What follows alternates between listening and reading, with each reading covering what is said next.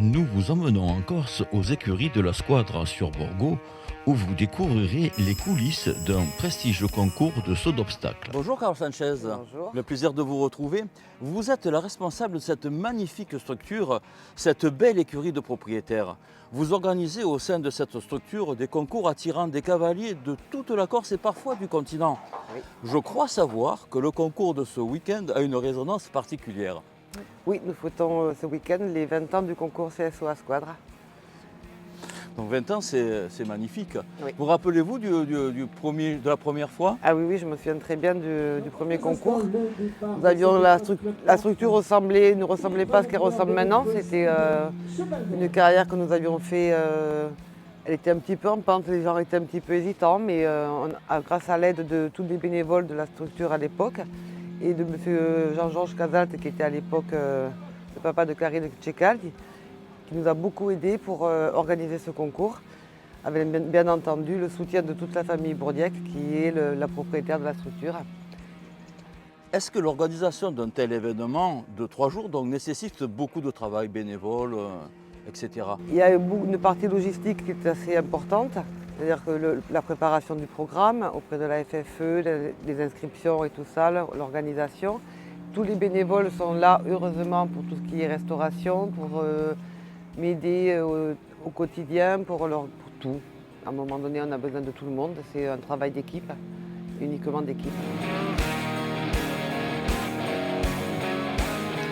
Quel plaisir de vous rencontrer, Monsieur Stott, qui est le président du jury. Êtes-vous un habitué des concours organisés par la Squadra? Je suis convié par Carole Sanchez ici à la Squadra depuis quelques concours. Ça doit être le 3e ou 4e.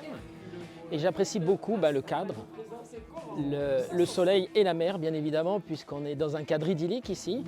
Et l'ambiance, bien évidemment, puisque ici, on retrouve une ambiance qu'on n'a pas sur le continent.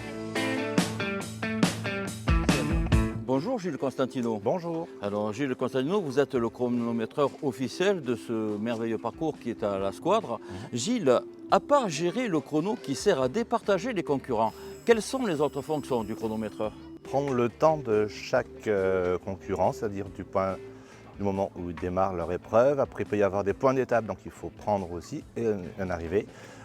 Et pour arriver à prendre ce temps-là, donc on utilise un chronomètre électronique qui sont en fait des systèmes de cellules qu'il faut positionner selon les indications du chef de piste. On a un logiciel qui permet de gérer les épreuves du concours et le concours dans sa globalité. Donc ça veut dire récupérer aussi toutes les fautes que font les cavaliers pour pouvoir les rentrer dans une base de données pour pouvoir après donner un résultat qui sera indiqué sur site par un speaker et en même temps donné directement sur internet en ligne pour que tous les concurrents voient leurs résultats en direct. Bonjour Mathilde Antonini. Bonjour. Vous êtes commissaire au paddock. Oui, Donc, quel est le rôle du commissaire au paddock? Alors si vous voulez, le commissaire au paddock, en fait, il va rythmer le concours. C'est lui qui va gérer la prédétente, la détente, donc l'échauffement du cheval, qui va vérifier à ce que le règlement soit bien respecté, l'équipement de protection du cavalier, du cheval, que la détente soit propre, que tout se passe bien et qui va rythmer la dynamique du concours.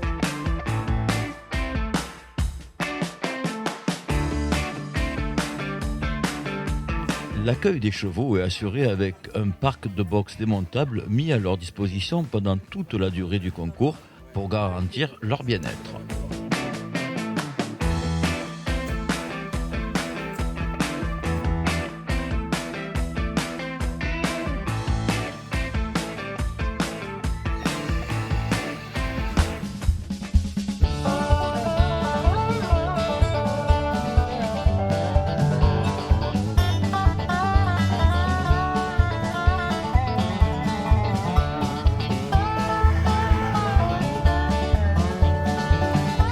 On retrouve Flavie Fourmi qui est groom à la Squadra et qui va nous expliquer en quoi ça consiste. Donc ça fait bientôt 1 an que je suis arrivée aux écuries. Je suis la groom de Carole. Donc une groom, c'est une personne qui s'occupe au quotidien des chevaux et aussi en concours. Donc en concours, je m'occupe de la préparation, de toute la logistique du concours, etc. Et ensuite, quand on est à la maison, je m'occupe de l'entraînement des chevaux, de leurs soins, de leur quotidien. Donc je gère avec Carole l'entraînement des chevaux. Je suis un peu comme son bras droit aux écuries et sa groom en concours. D'accord. Alors, quand vous parlez de préparation de chevaux au quotidien, c'est quoi? C'est l'entraînement. Donc on les entraîne tous les jours. Ils travaillent pour être prêts pour partir en concours. Je monte à cheval depuis que j'ai 6 ans. Donc vous devez avoir un très bon niveau. D'ailleurs, on va vous rencontrer, puis on va vous suivre, on va avoir le plaisir de vous voir sur la 120 de cet après-midi, qui est une des disciplines phares. Oui.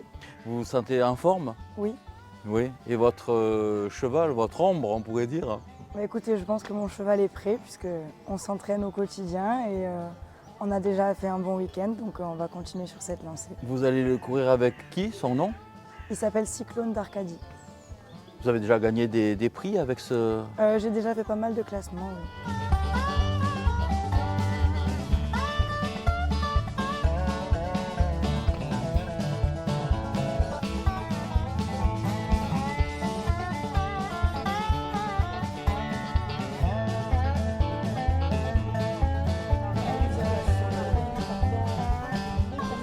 Monsieur Morand, pouvez-vous nous parler de votre rapport avec la Corse et nous dire depuis combien de temps vous nous faites l'honneur de venir dans notre région, monter des parcours et faire le bonheur des cavaliers insulaires?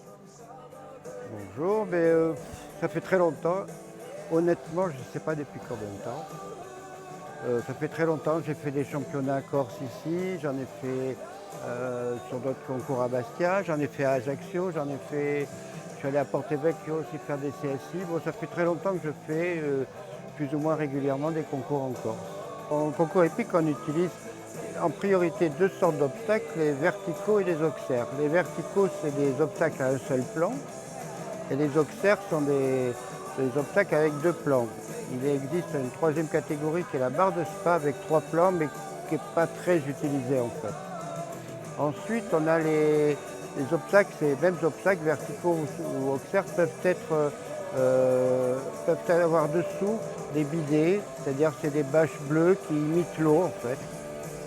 Voilà. Après, on peut faire des combinaisons d'obstacles qui sont, alors les doubles, c'est des obstacles qui sont séparés d'une foulée ou de foulées. Et les triples, c'est 3 obstacles qui sont séparés d'1 ou 2 foulées chaque fois, entre eux. Voici Ella Filippi, cavalière et propriétaire de chevaux. Ella prépare sa jument juste avant la reconnaissance de l'épreuve avec son coach.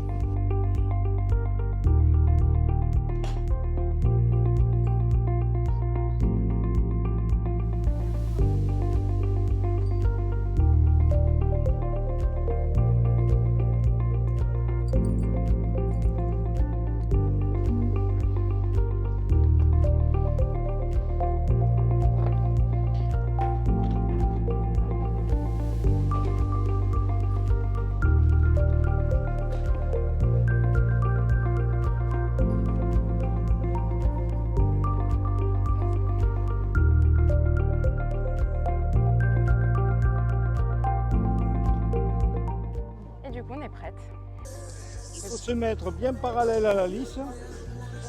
Important pour Dovigno, c'est de lui tenir son côté gauche parce que toi, tu vas avoir l'impression qu'il est droit.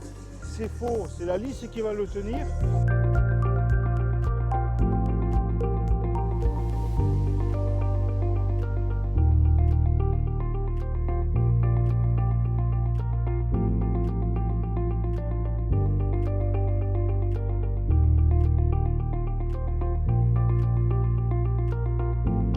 Avec Eric Di Marcantonio, photographe et fondateur de Corsica Zoom. Mon choix, ça a été de rester en Corse et d'être fidèle à l'équitation. Je pense que le fait d'avoir un photographe depuis toutes ces années, je pense que ça a fait du bien à l'équitation. Je pense que ça a participé à l'essor de l'équitation en Corse. Quelqu'un me posait la question, il me demandait quelle est la différence entre une photo, une belle photo et une photo ratée. Et je lui disais, il n'y a pas de grande explication, il y a simplement 1/100 de seconde. À 1/100 de seconde près, votre photo peut être magnifique parce que vous avez capté exactement l'instant qu'il fallait, l'instant de grâce, hein, je dirais. Et donc, votre photo est réussie. Bon, alors il y a le timing, donc ce qu'on appelle le timing, le moment parfait, mais il y a aussi le placement, il y a aussi la composition, il faut composer une belle image, jouer avec la lumière. Voilà, il faut anticiper, il faut... bon, à force, je connais les couples, je connais les chevaux, je connais leur aptitude à faire tel et tel saut, etc. Donc à force, j'ai intégré le mécanisme de la belle photo.